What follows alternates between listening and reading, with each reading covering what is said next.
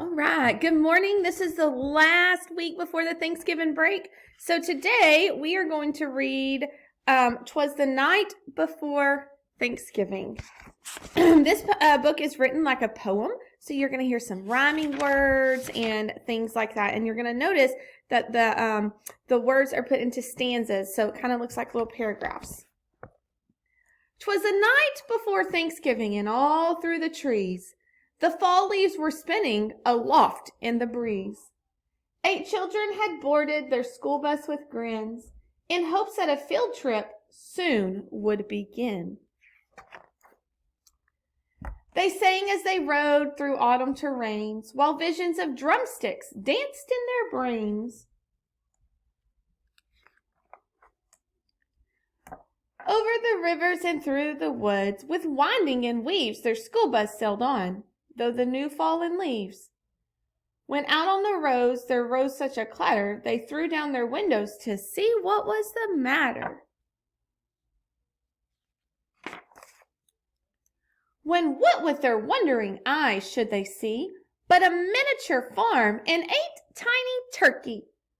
A little old man so lively and rugged, they knew in a moment it was Farmer McNugget.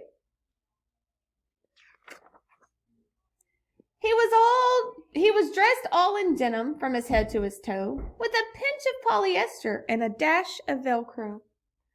And then in a twinkling they heard in the straw the prancing and pawing of each little claw. More rapid than chickens his cockerels they came. He whistled and shouted and called them by name. Now Ollie, now Stanley, now Larry and Mo, on Wally, on Beaver, and Shimp and Groucho. I don't know if that's his name. The turkeys were chunky with smiley beak faces, and they greeted the children with downy embraces. So out through the barnyard they ran and they flew, and they gobbled and giggled as friends sometimes do. Then somebody spotted an axe by the door, and she asked Farmer Nugget what it was for.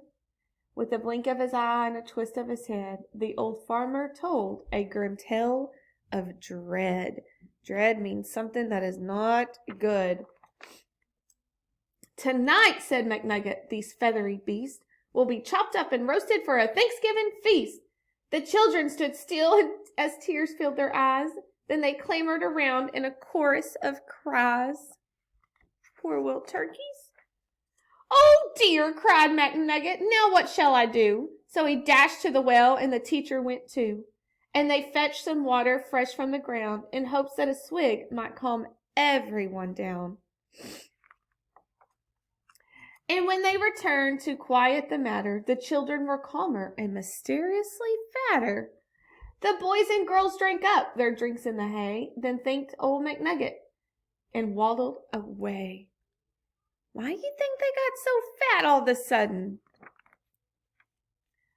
They limped to the school bus, and huffing and puffing, it's not easy to walk without hot turkey stuffing. And then as the school bus drove off in the night, McNugget looked around. Not a turkey in sight.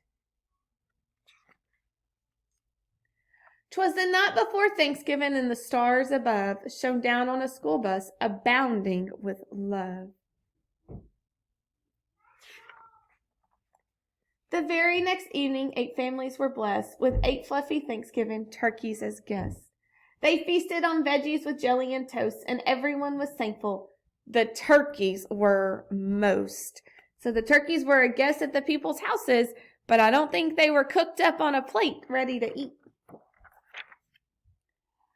So each one gave thanks for loving and living, and they all had a wonderful, happy Thanksgiving.